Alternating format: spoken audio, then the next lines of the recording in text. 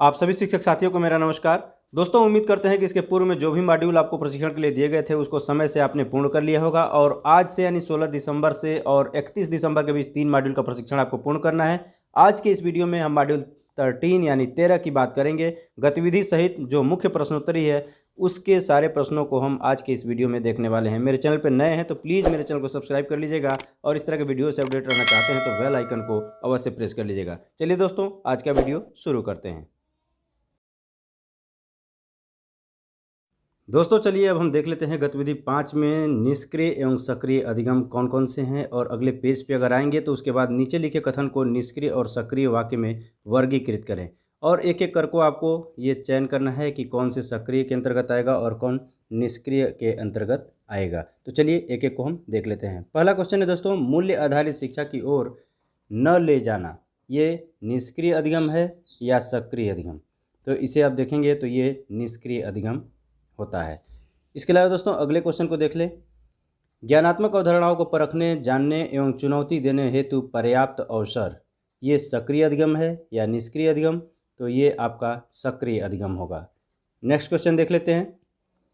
शिक्षार्थी के लिए ज्ञान को बाहरी एवं ऐसा माना जाता है जिसे प्राप्त किया जाना है, ये निष्क्रिय अधिगम है या सक्रिय? तो आपका ये निष्क्रिय अधिगम के अंतर्गत आएगा।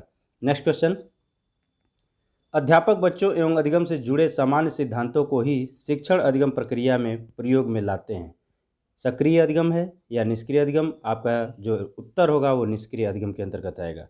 नेक्स्ट क्वेश्चन, सामाजिक पुनः निर्माण के लिए जीवन के लोकतांत्रिक तरीकों समानता, न्याय, स्वतंत्रता, बंधुत्व, धर्मनिरपेक्षता एवं उत्साह को बढ़ावा देना, ये सक्रिय अधिगम है या निष्क्रिय अधिगम? आपका सही उत्तर होगा सक्रिय अधिगम।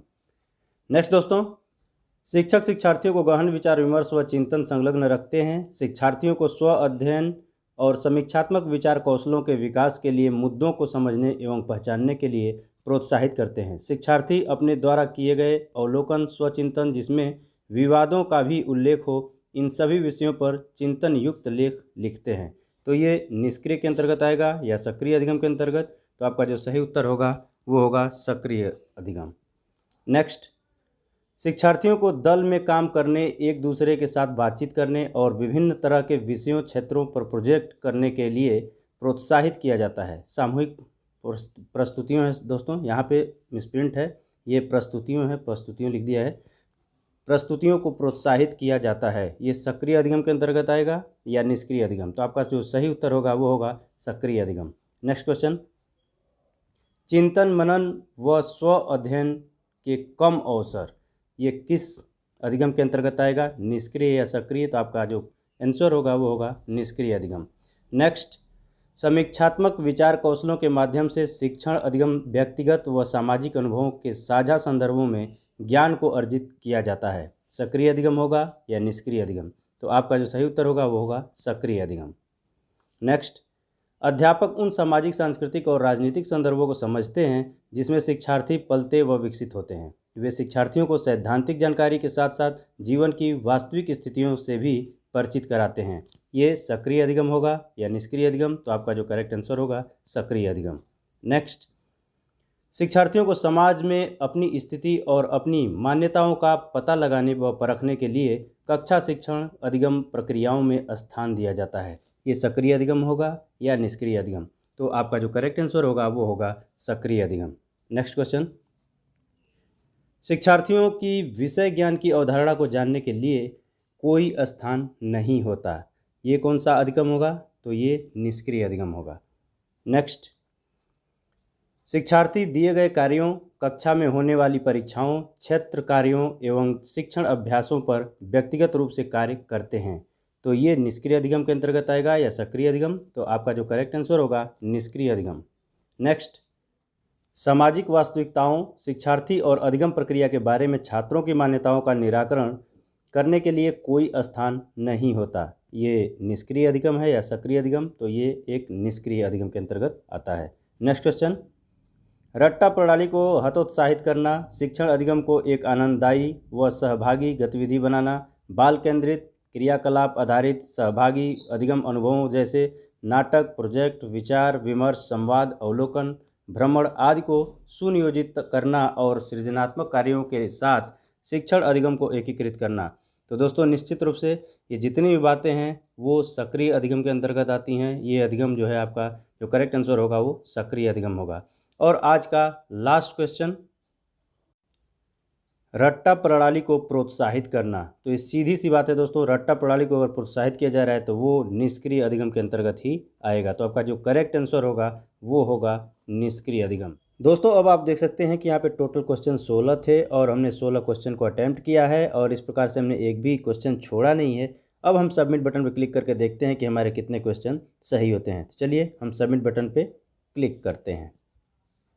हमने क्लिक कर दिया दोस्तों सबमिट बटन पे और इस तरह से आप रिजल्ट देख सकते हैं सामने, योर स्कोर इज 16 तो इस तरह से आपके सारे क्वेश्चन सही हैं। आप कोशिश कीजिए कि 16 में 16 क्वेश्चन सही हो। अगर उसमें कोई प्रॉब्लम होती है तो यहाँ रेडो बटन है, साफ साफ कहा गया है कि अगर आपका कोई क्वेश्चन गलत होता है तो इस बटन को क्लिक करके पुनः आप उसको प्रयास कीजिए और कोशिश करिए कि अधिक से अधिक मार्क्स आपके आ जाएँ। तो इसको क्लिक करके आप फिर से पुनः उसमें सुधार कर सकते हैं। तो इस प्रकार से दोस्तों चलिए अब हम देखते हैं कि इस भाग में, इस मॉड्यूल में जो प्रश्नोत्तरी है उसमें क्या कुछ है।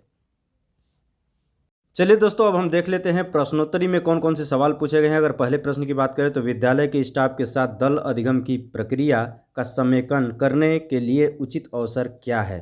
तो इसका जो आपका करेक्ट आंसर होगा दोस्तों वो होगा तीसरा, स्टाफ मीटिंग। नेक्स्ट अगला प्रश्न है दोस्तों, विद्यालय नेतृत्व का सीधा प्रभाव छात्र अधिगम पर पड़ता है, इसका अर्थ है।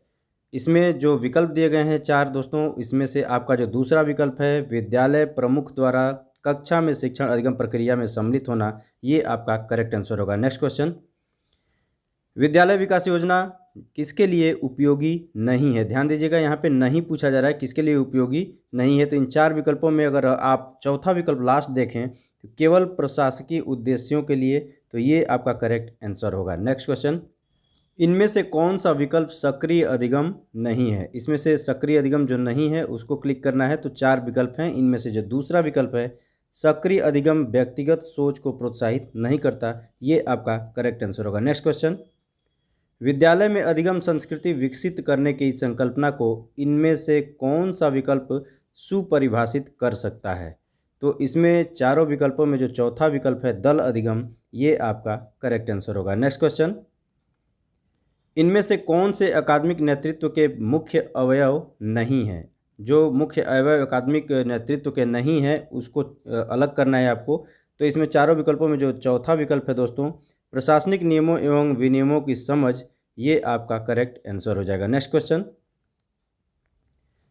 शिक्षण शास्त्र विषय वस्तु ज्ञान की संकल्पना में निम्न में से कौन सा बिंदु सहायक नहीं है। तो इन चारों विकल्पों में जो लास्ट विकल्प है दोस्तों विद्यालय के भौतिक संसाधन, ये आपका करेक्ट आंसर होगा। Next question,